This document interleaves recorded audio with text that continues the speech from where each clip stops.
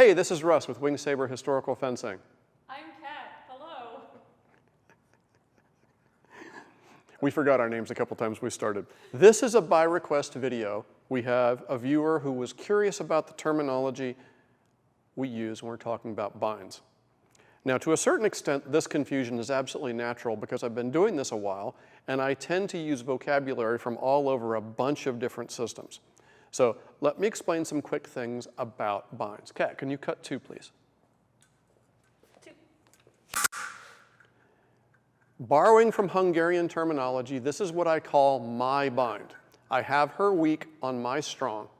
And in keeping with this system, I have my hand on my sagittal plane, as opposed to taking her below in third out here, as many people from other lineages would do. If I move to thrust at her, and she raises her saber to ward that off, this is now her. She has my weak on her strong, and if I continue, I'm going to gather into her guard. This means that I have a sharply constrained set of actions. I want to have my bind, not her bind, anytime our blades meet. If, cut 1 please, if Kat cuts, and I wind up here in a middle bind, she could do something, I could do something, and it's up to timing as to what's most practical. For instance, she can take this point and insert it into yours truly's eyeballs, and then I go to the robot eyeball store, and it's just a bad day for me, right? If I have her blow here, she cannot do that. It no worky. If I have her blow here, she cannot do that for a different reason. Because as she goes to do that and she steps in for the, uh-oh, she barely has to move, and we both get stabbed in the face. Bad scene, bad day. Both of us at the robot eyeball store.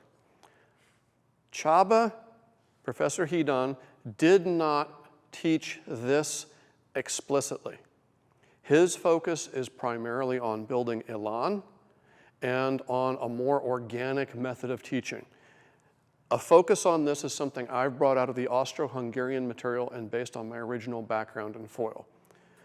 When Professor Hedon teaches, cut 2 please, his concern is that you learn intuitively whether you want to be here, want to be here, want to be here, based on what it is you want to be doing. And this is an important point. For example, if you cut 2 again, please. If I want to hit her in the face when I make my cut, I choose that strong on strong bind, and I step accordingly so I can make that happen. If she's going to lunge in with 2, go ahead and get a sighted stance and give me a lunge. And I know she's likely to do that, and I can sucker her into doing it, I can choose this bind, because then bad things happen. But I have to choose what it is I want to achieve when I block. Now, sometimes I will also say wide-spaced and narrow. This is an artifact of being in HEMA for a long time and having read a bunch of George Silver early. But for our lineage, it kind of works. Cut 1, please. 1. As I've stepped, her blade now has a lot of target area. If I then turn and I don't move my foot, I'm having a hard time making this happen. Her arm is a little narrow space. But, cut 1 again, please. If I actually move my backside, now her arm is a much wider target. I can come in behind her guard here, I can take her wrist, I can take her forearm, I can fillet the tricep. I got options. He won't fillet your bicep. That's for off camera. So wide versus narrow space is a useful heuristic tool for, did you obtain a position where you can easily make a technique work? Give you another example. Cut 2, please. Bang. If I want to false edge cut over the wrist from here, I've got an option. I can hit here. I can pull behind the guard. You can see Kat beginning to move in response to the pressure. If I step out to here, all of a sudden, you see her adjust? She's like, no, don't pull on my precious flesh meats. Now I have all kinds of options here. She is a little bit more widely spaced towards the attack that I can give. And that's why I tend to use that vocabulary. The important part here is that binds aren't things that simply happen. They're not accidents which occur to you like random fortune.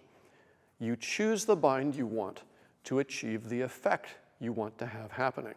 So cat attacks, give me, I don't know, 1, and I go to stab her in the face. As I retreat, I've given up distance so that I could get my thrust in.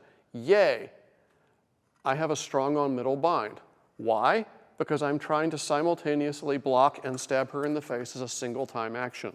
There's no bop bop, it's just boom. If I want to make a false edge cut, cut 1 again, different bind. Let's do 2 because it'll show up better on camera. And again, if I want to grapple or do an immediate strong binding cut, cut 2 please, I'm going to step forward into the bind because I want to be here. Choose the bind you want for the effect you want to perform. If their blade is coming so fast that you can't choose your bind, you've forgotten to move your feet. Move your feet and their blade will slow down in your perception and you'll be able to stay on top and make decisions rather than just having things happen to you. Thanks. Happy fencing. We've got more videos and content coming, so if you liked what you saw and it was useful for you, please stab the like button, /subscribe, and punch the little bell icon so that you're notified immediately when new content comes available. Thanks, and go do the thing.